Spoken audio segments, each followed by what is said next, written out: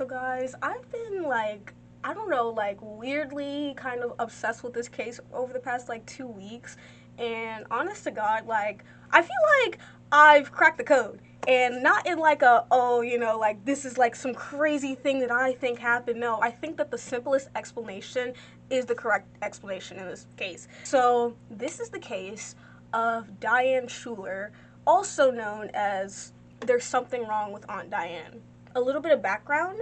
Diane Schuler was born November 13th, 1972. She has four brothers, and when she was younger, her mom allegedly cheated on her husband with a neighbor and then ended up leaving the family. So Diane's mom left her and her brothers and her father when she was very young. And I did want to point out that some people say that the fact that Diane was left in a house full of just like only boys and a man or whatever is like kind of, iffy or weird.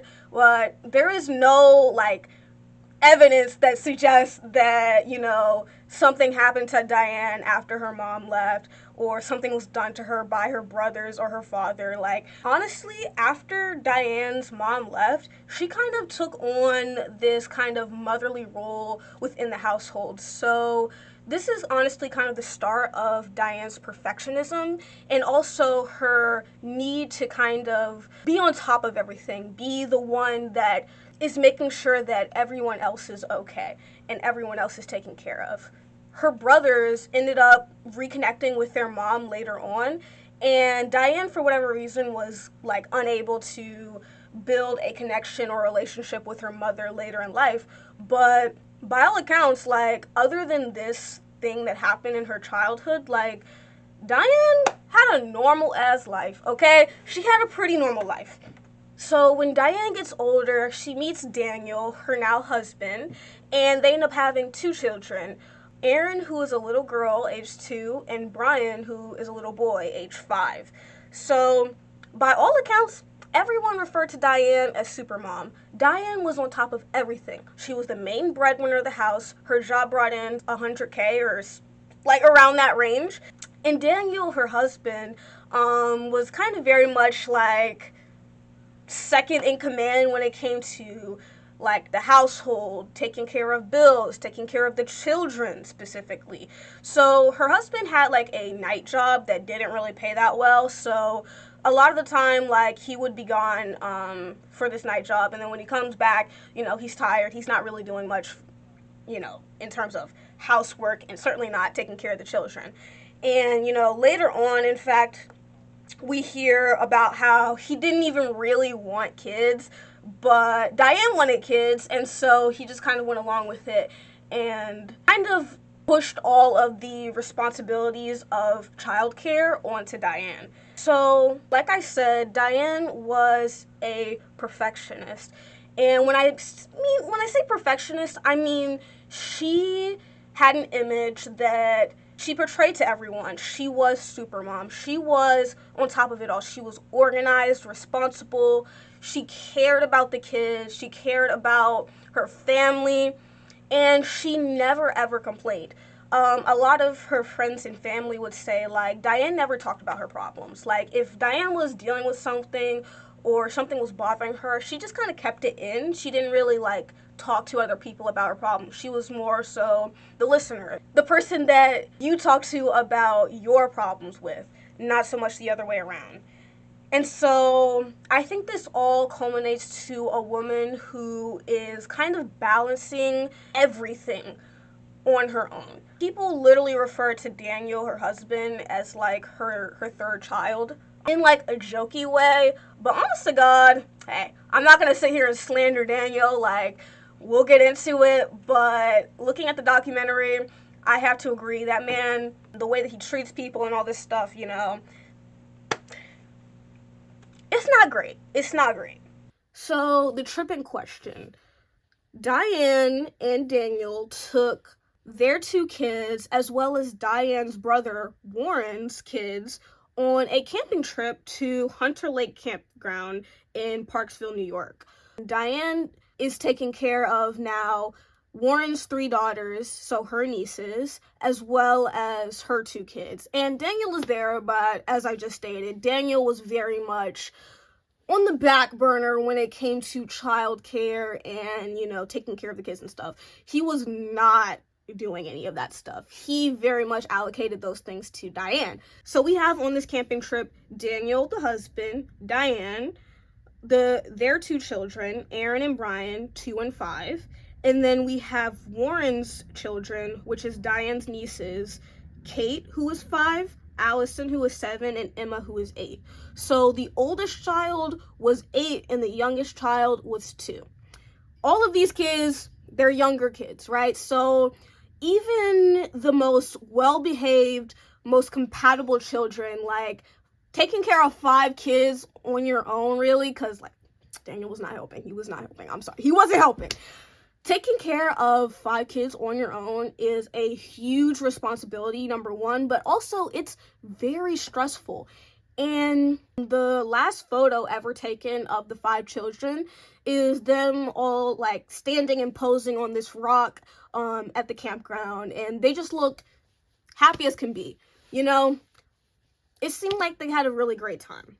So on Sunday, July 26th, 2009, Diane and Daniel and the kids are gearing up to leave this camping trip. It was a great weekend, and now it's time to go home. So Daniel takes the bags as well as the dog in his pickup truck, and Diane takes the 5 kids in their minivan. So the minivan actually belonged to Warren, Diane's brother, but he was letting her borrow it specifically for this camping trip so that they could transport all these kids from back and forth, because obviously you can't put 5 kids in the back of a pickup truck. So it was already pre-planned and agreed that Daniel would take the dog in the bags in the pickup truck and, head off, and Diane would take the 5 kids and, maybe get breakfast and, head back home. So at approximately 9:30 a.m., they all loaded up in their red 2003 Ford Windstar minivan, and Daniel took the bags and his dog in the pickup truck, and they headed out. Before they left, Diane ended up speaking to one of the co-owners of the camp, and we hear from this co-owner later on, and she says that Diane seemed perfectly fine. Everything was good. The kids were happy. They were excited to be going back home. They said it was a great trip. And this woman has spoken to Diane before, so she knows what she's normally like, and she said she was normal. Everything was fine. She told Diane have a safe trip, and sent them on their way. So now we're getting into what happened that day, the timeline. So at 9 a.m., this is before they left the campground, Emma, one of the children, the oldest child, who is 8, calls her dad, Warren, and states everything was fine, that they had a good trip, and that they were looking forward to coming home. And so at 9:30, they pack up, they leave out.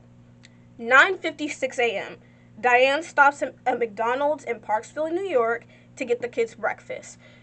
They interviewed the McDonald's employee about Diane's state during this, McDonald's stop, and the employee said that he remembered her and stated that Diane seemed perfectly okay, perfectly coherent, there was nothing obviously wrong with Diane at the time. 10:46 a.m., Diane stops at a Sunoco gas station in Liberty, New York to get pain medication. So there's CCTV footage of Diane stopping at the Sunoco, and when you look at the CCTV, you can see her walk into the Sunoco, talk to the clerk, and then walk out. And looking at the footage, she looks perfectly fine. She's walking straight, and the gas station employee said that she seemed fine and that she was just asking if they had this specific kind of pain medication, which they did not, in fact, carry. And so Diane left empty-handed. So this detail is going to tie into one of the theories that specifically the family and Daniel, as well as his sister-in-law, really kind of are holding on to. This is a key point in their theory as to what they think happened that day and why everything that transpired. So just after 11 a.m., she left the gas station in Liberty and was driving along Interstate 86 and 87. At 11:37 a.m., Diane called Jackie, the mother of the three girls. So we have Warren and Jackie, the parents of Diane's nieces. And Diane told her that they would be a little bit late because of traffic. So a bit of a time skip now. At 12:13 p.m. at Harriman Toll Plaza, reports started coming in of a red minivan driving aggressively. So people were saying like this minivan is honking, flashing their lights, tailgating, and like changing lanes quickly.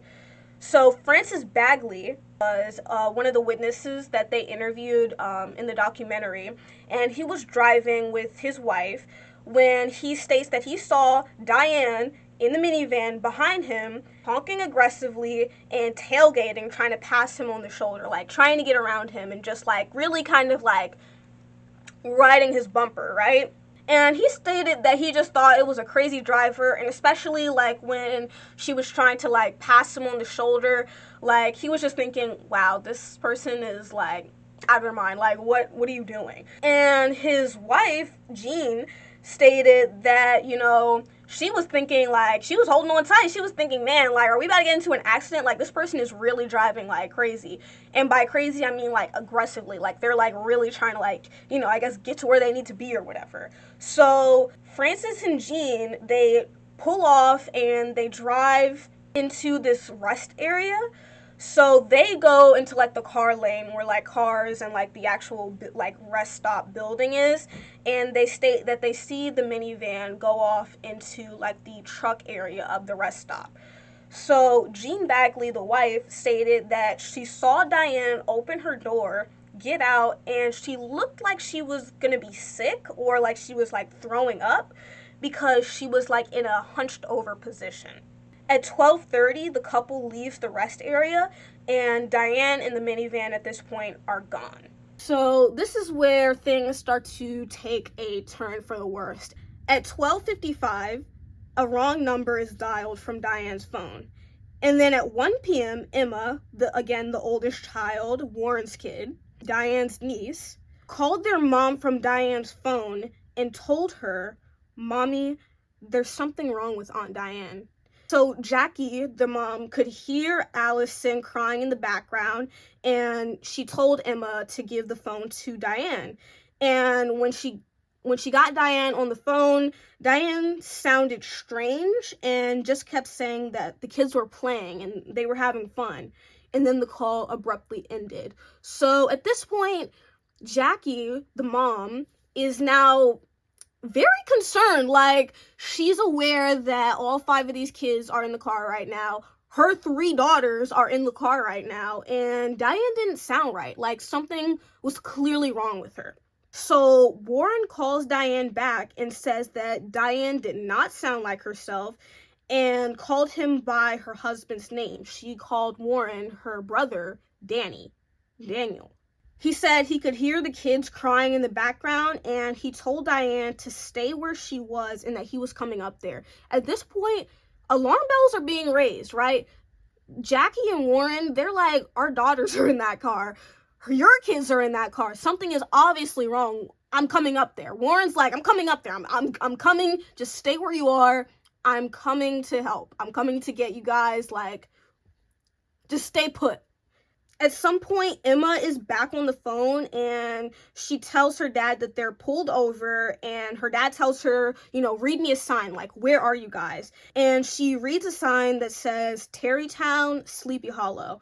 So at this point, they are on the Tappan Zee Bridge. So the route that Diane took up until this point made perfect sense. It was the route that she normally would have taken. And after this, though, she starts to do something strange. So after this call, Diane left her vehicle and put her cell phone on like one of those concrete dividers on the side of the Tappan Zee Bridge, and it was later found there. So Diane just straight up abandoned her phone on the side of the road after this call with Warren, after he said, "Stay where you are, I'm coming, like, I'm coming." After she left the bridge, for whatever reason, she got off the highway, and it was unclear where she went at this point, like what she was doing or why she got off the highway, because the route that she normally would have taken, she should have stayed on the highway and kept going down the road. But for whatever reason, after the Tappan Zee Bridge, after that call with her brother, she gets off the highway and I guess drives around for a bit. At 1:15 p.m., alarms they're being raised, okay? Diane won't pick up the phone, and at this point, the family believe that Diane is having some kind of medical emergency. Like, they're thinking, maybe, something's wrong with her. Like, we don't know what it is, but she's having some kind of medical emergency. And so Warren's friend actually calls 911 and reports, "Hey, my friend's sister is, driving these 5 kids and something's wrong with her. Like, she's not acting right and she won't pick up the phone. Is there any way you guys can, like, locate the van? Like, we're just trying to, like, find her so we can help." So this was at 1:15 p.m. At 1:30, 2 drivers called 911 to report that the van was driving really close to the edge of the road going northbound. She came up to an exit ramp, right, that had 2 signs that said "one way" and the other one said "do not enter." And for whatever reason, she continues onto this ramp and onto the highway going the opposite direction of traffic. Immediately, 911 calls start pouring in of reports of a minivan driving the wrong way on the highway. It's 1:30 p.m., okay? It's like rush hour traffic, okay? Like, there is a lot of people on the road right now, and there is a car driving going the wrong way. She is going southbound on the northbound side of the Taconic Highway. People are, freaking out, like they are just barely missing this car that is barreling down towards them. Reports say that she was going like 75 to 80 miles an hour. And the creepy thing is, witnesses say that, the car wasn't swerving. She was going straight as a bullet, All of her actions, all of her lane changes, everything was very precise, kind of calculated, honestly.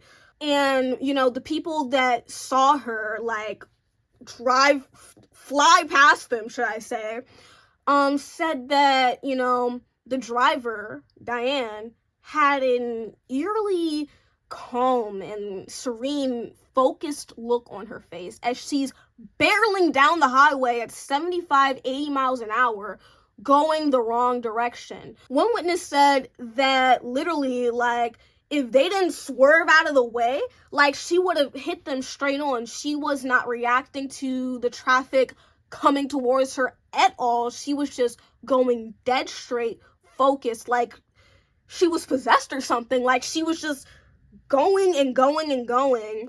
She didn't show any sign of acknowledging the fact that she's driving into traffic. So the minivan only continued for 1.7 miles before disaster finally struck. So I want to say, before I, keep going, that some people kind of made it seem like, Diane was driving for a long time, like, going the wrong way. She only went, like, a little over 1.5 miles before she finally crashed. After 1.7 miles, they finally crashed.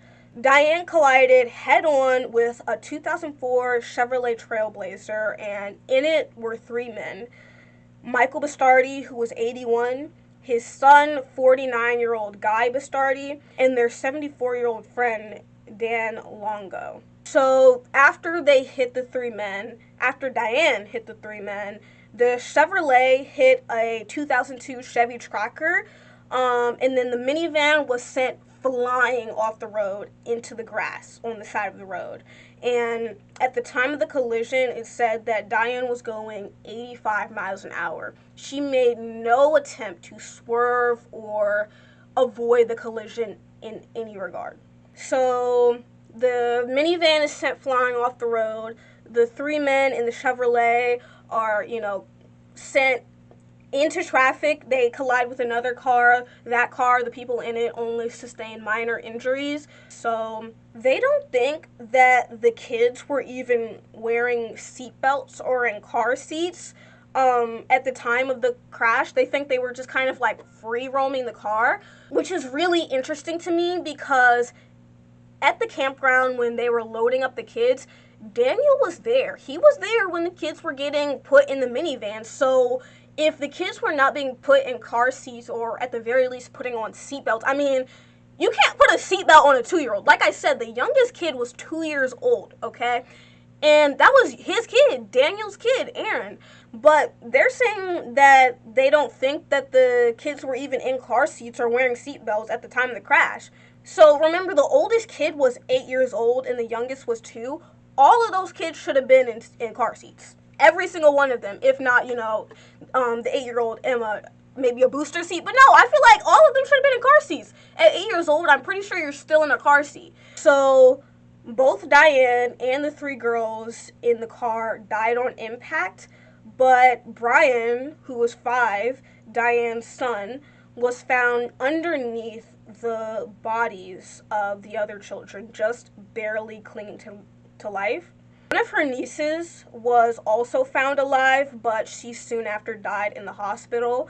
I'm not sure which kid that was. I couldn't really find any information on, which kid ended up dying in the hospital. But long story short, Diane and 3 of the girls died on impact, and Brian, as well as one of the other girls in the car, survived, but the girl ended up passing away at the hospital. The 3 men in the other car also died on impact, and the people in the Chevy Tracker had minor injuries. So the car that the 3 men ended up crashing into after Diane hit them head on ended up only sustaining minor injuries, but the 3 men died on impact, as well as Diane and the 4 girls. So in total, 8 people died in this accident. So Brian was the only survivor of the accident, and he stayed in the hospital for several months before finally going home. And after it, he now has ocular motor nerve palsy, which affects the movements of his right eye. So he does daily vision exercises to gain control of the movements in his eye. So, some of the footage got lost, so I'm re-recording it right now. Hence the different outfit and completely different hair. It's actually been a couple months. Listen, guys, after school ended, time kind of got away from me, but I'm locking back in. So after the accident, obviously an investigation is launched. 8 people just died at 1 o'clock on the highway because one driver was going the wrong direction. So obviously, this is going to be investigated. I mean, 4 kids are now dead and 3 men that had nothing to do with anything, and now this random lady. So investigators looked inside the minivan and they found a bottle of Absolute vodka. It was found on the driver's side floor, which is obviously the side that Diane would have been sitting on. And after the autopsy, it was revealed that Diane had a BAC, a blood alcohol content, of 0.19. The legal limit is 0.08. So she's now double the legal limit, plus a little bit more. And they said that approximately 10 drinks worth of unabsorbed alcohol was found in her stomach at the time of her death. So not only does she have a crazy high BAC, but there is 10 undigested, unabsorbed drinks just in her stomach. She also had high levels of THC, which is weed, in her system, and it's believed that she was also high at the time of the accident. Daniel states that morning, Diane did not have anything to drink, and one of the campground co-owners, when they were leaving the camp that morning, said that she spoke to Diane, and that morning, as they were gearing up to leave, Diane seemed perfectly sober. The gas station employee, as well as the McDonald's employee, also state they remember talking to Diane and said that she seemed completely sober. So a lot of people are now deeply confused, like, the autopsy is clear. She was not sober, but we have all of these witnesses that have nothing to do with, Diane, no incentive to lie about anything. And we have CCTV footage of Diane at the gas station where she doesn't look inebriated. So, what could possibly explain this? Well, I'm going to tell you the theories, but I'm going to tell you honestly what I truly believed happened. I'm not going to say what happened because, I guess there's always room for, what if, but is there really when the evidence is that strong? Hey. So the theory that I was talking about earlier about, the whole pain medication thing, remember I, specifically told you guys, remember the pain medication thing. And the gas station employee said that she seemed fine and that she was just asking if they had this specific kind of pain medication, which they did not, in fact, carry. And so Diane left empty-handed. So this is the theory that Daniel and his sister-in-law heavily are into.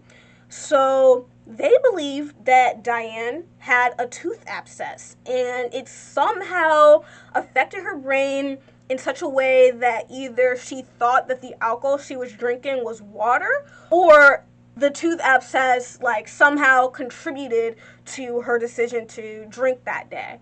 But they really think that she had a tooth abscess, and because of this tooth abscess, it messed with her brain. It maybe she had a stroke or something happened to where, cognitively she couldn't make the right decisions. So their evidence for this is that over the past couple years, Diane had a lot of dentist appointments, and that she, one of their friends said that she was constantly rubbing this area of her mouth.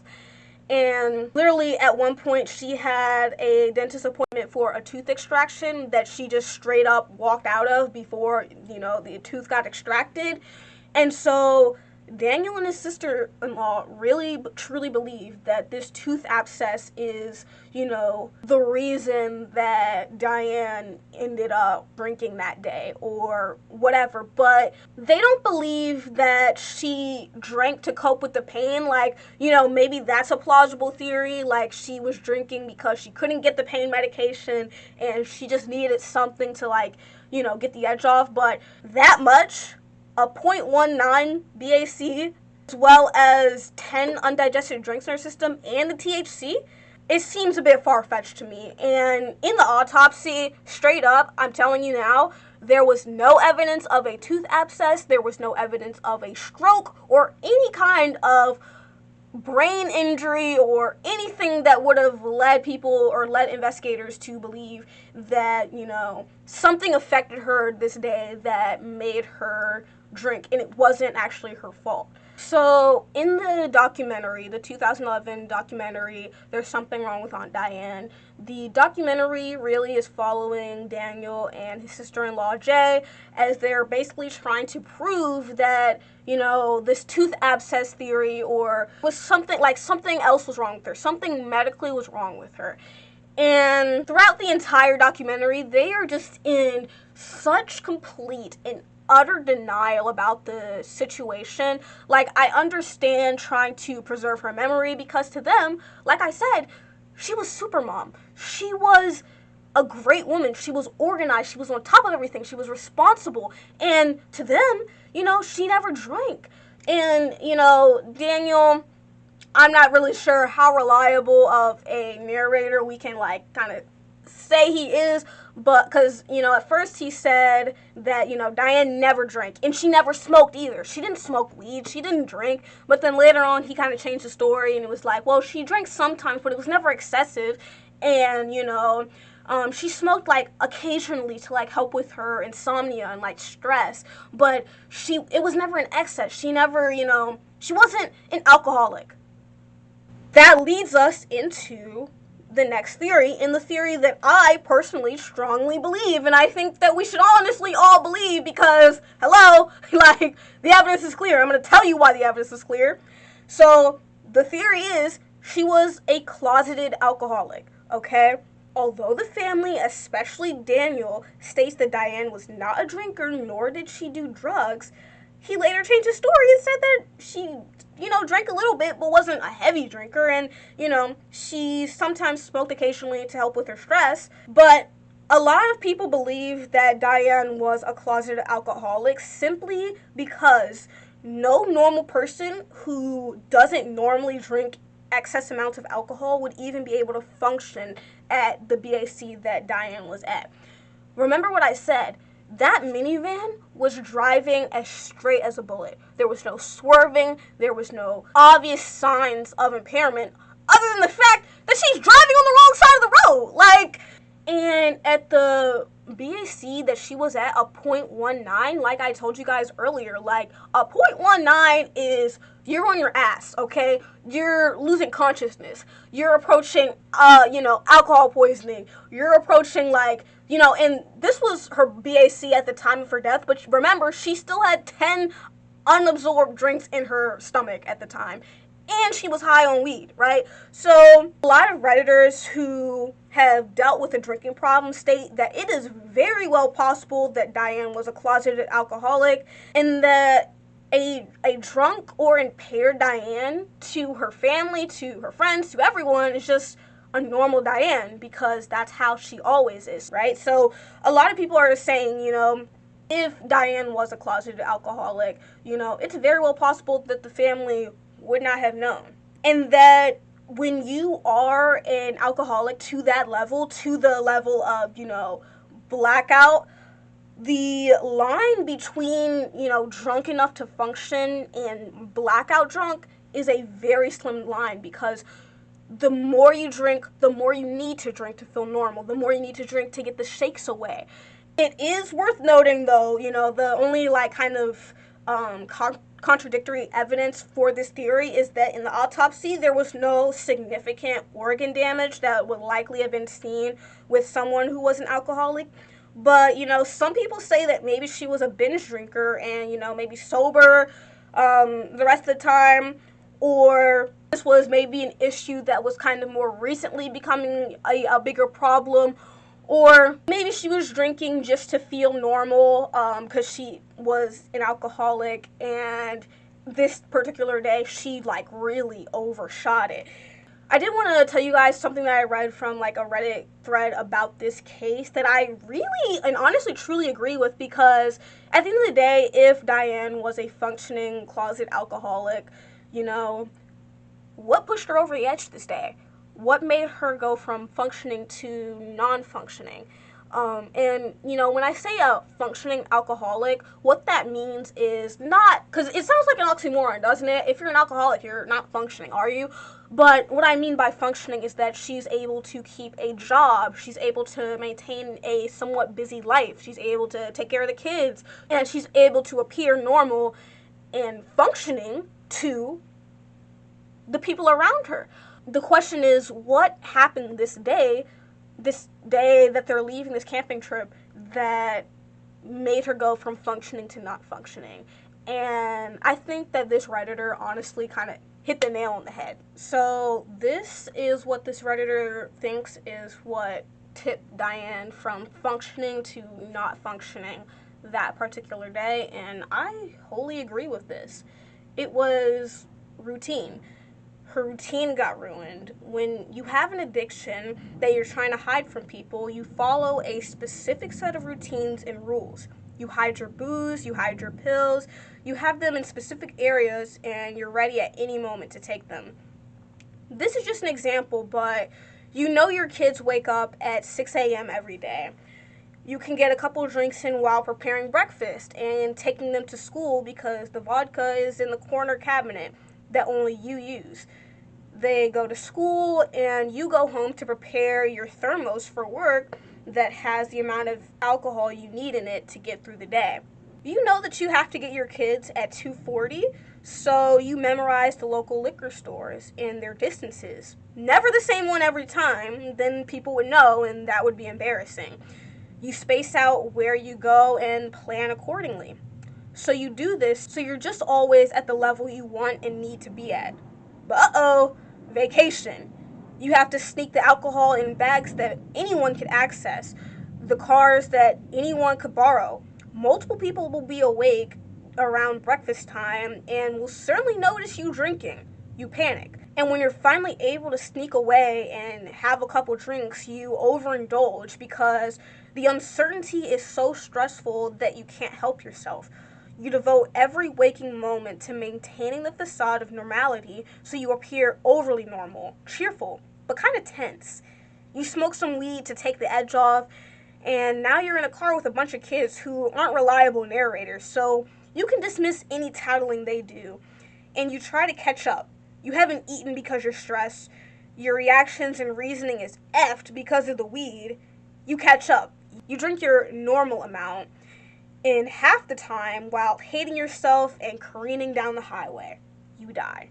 I personally really agree with this. I think that the theory that Diane was a closeted alcoholic makes sense, and what pushed her to not being, functioning this day. There's several different theories, but I feel like this makes a lot of sense, When you are in the throes of addiction, you have a routine. You have a set kind of schedule almost where, like at this certain time is when you're going to be at this certain place or doing this certain thing, and you know when and where you can sneak off and drink. And something like a vacation where, you're kind of the only person taking care of 5 children, and you're, going to be around people all the time, all day, all night. There's no real room to sneak off and have your drinks. When you're finally able to sneak a few, you throw them back because you need to catch up now. You're starting to get the shakes. You're starting to, really feel the withdrawal. So, you overdo it a little bit. Or maybe in your mind, you're not overdoing. You're just doing the amount that you normally do, but you're doing it in half the time. You haven't eaten, And then she obviously was high at the time, so maybe she smokes a little bit of weed to kind of take the edge off. But the thing about alcohol and weed is that when you drink before you smoke, that weed, that THC is going to hit you 10 times harder than it normally would have, because the alcohol, I don't know the science, but it does something to your body, and the THC is absorbed faster into your bloodstream, and you get way higher, way faster. So the fact that she most likely drank and then smoked is a serious indicator that, maybe she thought that she would be fine because she's used to doing this. But what she didn't account for was that, maybe she's used to smoking and then drinking, but she didn't account for the fact that the weed might have hit her way harder than she thought. And the fact that, she was probably really stressed that day. I mean, at the McDonald's, they said that, Diane didn't get anything to eat. She only got like an orange juice or something, which, hey, I'm not saying she was, making screwdrivers in the McDonald's, but I am saying, she wasn't really eating that day. She was clearly stressed. I mean, the camping trip, like I said, even with the most well-behaved kids, being the only person taking care of 5 kids is stressful. The fact that she probably didn't eat that much that day, the fact that she drank and then smoked, very, very well probably contributed to her getting way more faded than she thought she was going to get.